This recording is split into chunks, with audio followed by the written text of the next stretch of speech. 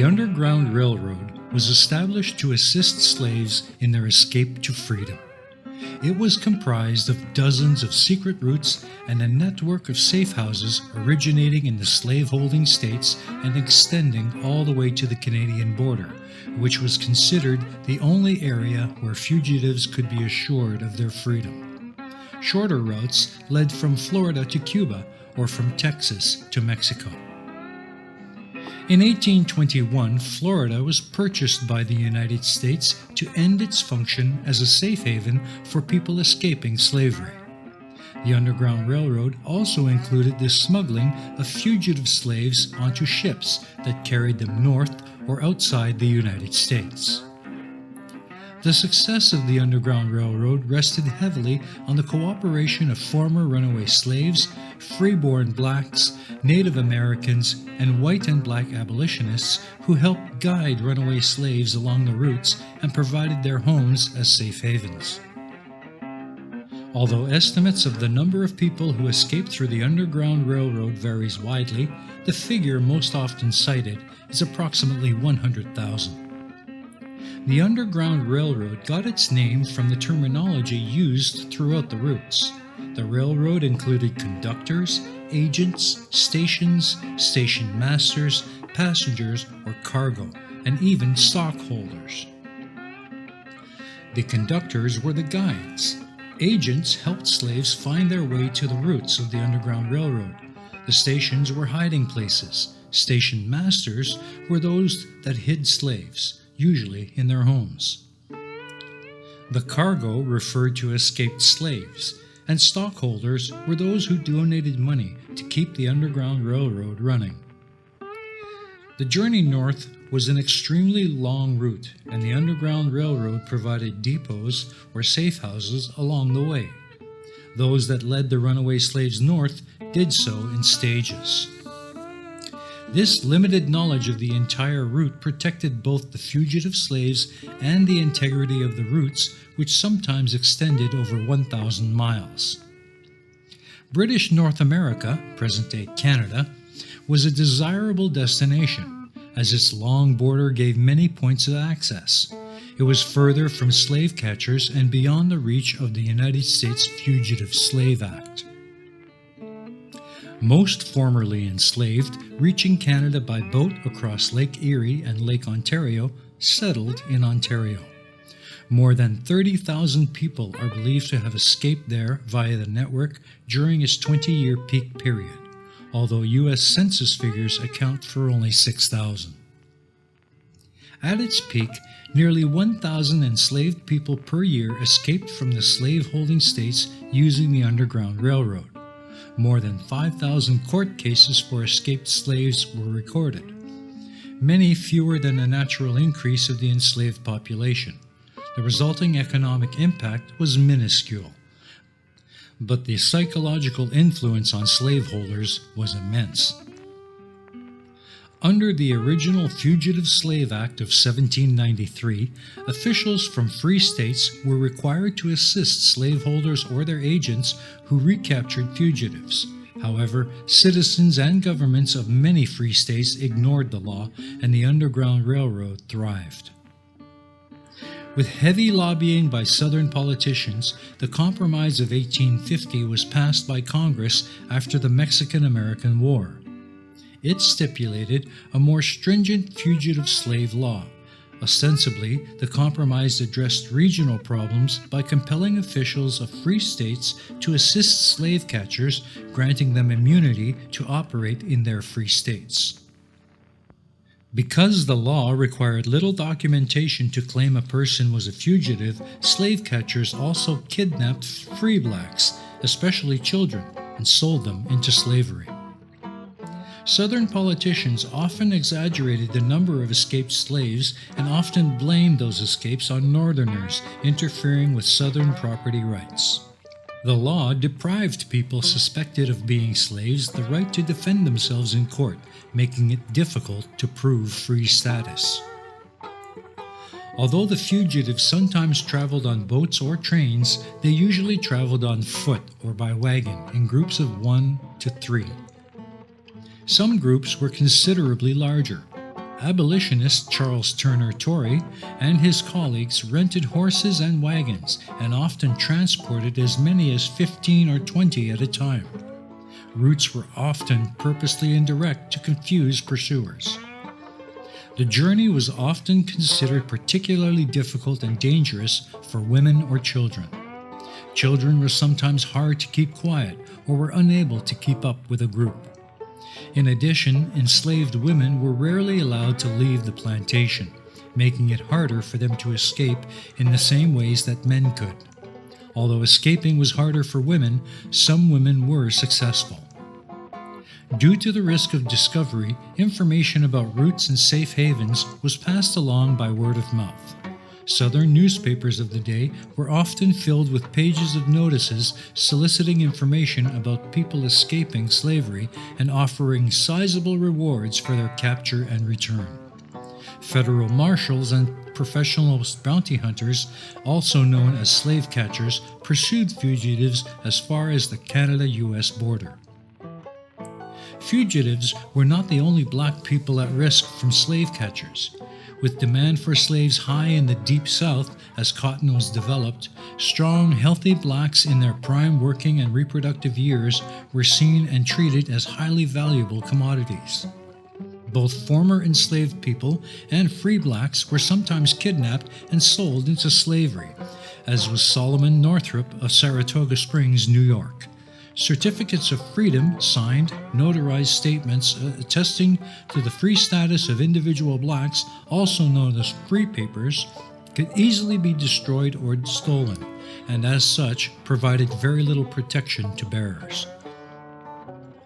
Congress was dominated by Southern congressmen because the population of their states was bolstered by the inclusion of 3/5 of the number of enslaved people in population totals.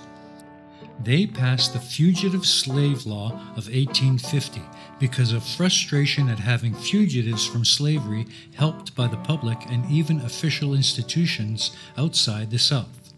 In some parts of the North, slave catchers needed police protection to exercise their federal authority.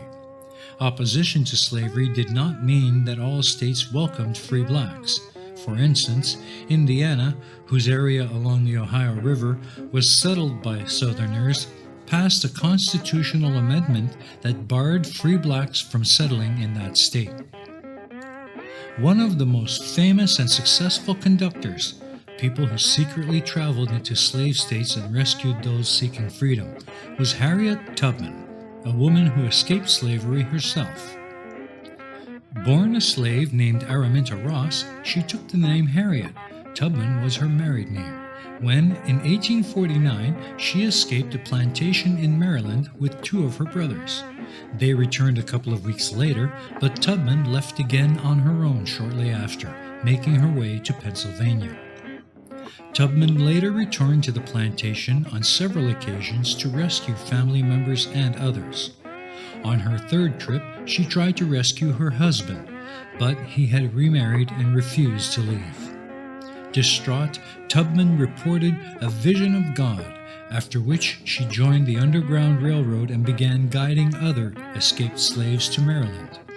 Tubman regularly took groups of escapees to Canada, distrusting the United States to treat them well. Harriet Tubman and others used a variety of strategies along the Underground Railroad, from elaborate disguises to communicating in code to fighting back. Because of this, enslaved people found multiple paths to freedom. Despite the horrors of slavery, it was no easy decision to flee. Escaping often involved leaving family behind and heading into the complete unknown, where harsh weather and a lack of food might await. Over the years, Tubman developed certain extra strategies for keeping her pursuers at arm's length. For one, she usually operated in winter, when longer nights allowed her to cover more ground. She also preferred leaving on Saturday, knowing that no notices about runaways would appear in the newspaper until Monday, since there was no paper on Sunday. Tubman was also known to have carried a pistol, both for protection and to intimidate those in her care who considered turning back. In addition, she brought drugs with her, using them when a baby's cries threatened to give away her group's position. "I never ran my train off the track," Tubman would later state, "and I never lost a passenger." To return again and again to Maryland, Tubman often relied on disguises, dressing as a man, an elderly woman, or a middle-class free black depending on the situation. Her fellow conductors made similar use of costumes. They might, for example, enter a plantation posing as a slave in order to round up a group of escapees. Conductors also needed disguises, or at least nicer clothes, for the chargers in their care. They couldn't very well flee in tattered slave rags without attracting unwanted attention. Some sartorial efforts bordered on genius. In Georgia, a light-skinned enslaved woman posed as an injured white gentleman, with bandages on her face and her right arm in a sling, while her darker-skinned husband pretended to be under her possession. Traveling openly by train and boat, they survived several close calls and ultimately made it to the north. Frederick Douglass likewise escaped slavery hiding in plain sight. Boarding a train dressed as a sailor, he flashed a sailor's protection pass he had borrowed from an accomplice to fool the conductor. By contrast, other runaways took extreme measures to conceal themselves. Desperate to avoid her master's unwanted sexual advances, one enslaved woman hid for 7 years in an attic crawlspace. Another lodged himself inside a wooden crate and shipped himself from Richmond, Virginia, to abolitionists in Philadelphia. William Still was a prominent Philadelphia citizen who had been born to fugitive slave parents in New Jersey.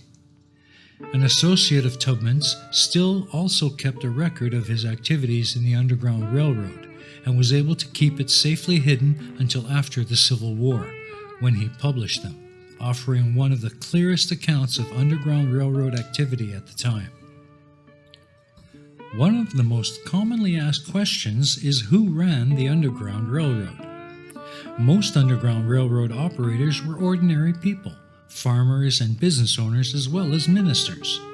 Some wealthy people were involved, such as Gerrit Smith, a millionaire who twice ran for president.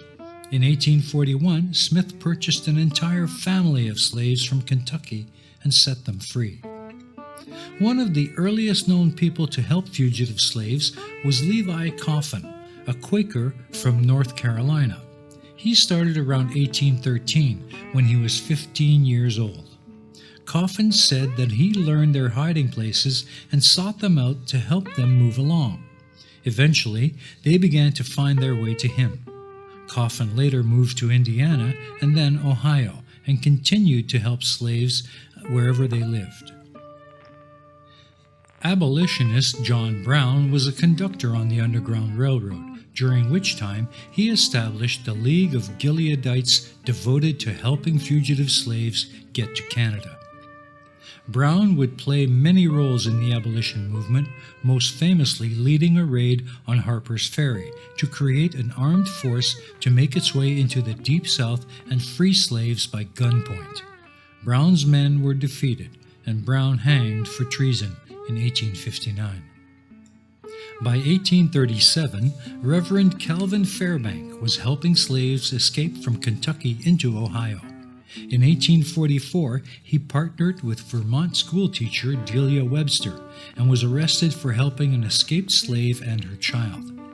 He was pardoned in 1849, but was arrested again and spent another 12 years in jail. Charles Torrey was sent to prison for 6 years in Maryland for helping a slave family escape through Virginia. He operated out of Washington, D.C., and had previously worked as an abolitionist newspaper editor in Albany, New York. Massachusetts Sea Captain Jonathan Walker was arrested in 1844 after he was caught with a boatload of escaped slaves that he was trying to help get north. Walker was fined and jailed for a year and branded on his right hand the letters SS for slave stealer. John Fairfield of Virginia rejected his slaveholding family to help rescue the left-behind families of slaves who made it north. Fairfield's method was to travel in the South posing as a slave trader. He broke out of jail twice. He died in 1860 in Tennessee during a slave rebellion. The Underground Railroad ceased operations around 1863 during the Civil War. In reality, its work moved above ground as part of the Union effort against the Confederacy. Harriet Tubman once again played a significant part by leading intelligence operations and fulfilling a command role in Union Army operations to rescue emancipated slaves. The Underground Railroad gave freedom to thousands of enslaved men, women, and children, and hope to tens of thousands more. Those who escaped became human witnesses to the slave system, with many of them going on the lecture circuit to explain to Northerners the horrors of that servile institution. Others became members and supporters of the Underground Railroad. In both cases, the success of the Underground Railroad hastened the destruction of slavery. But for all the successes of the Underground Railroad and its deliverance of so many to the open arms of freedom, we must remember with equal measure those thousands of slaves who were left behind to continue their lives in servitude, many never to see their escaped families again. They were the people who suffered, as those who found their freedom suffered, the pain of progress.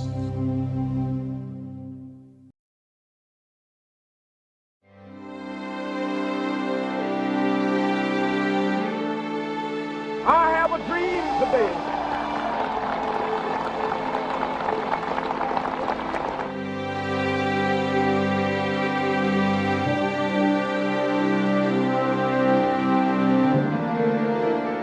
Free at last, free at last. Thank God Almighty, we are free at last.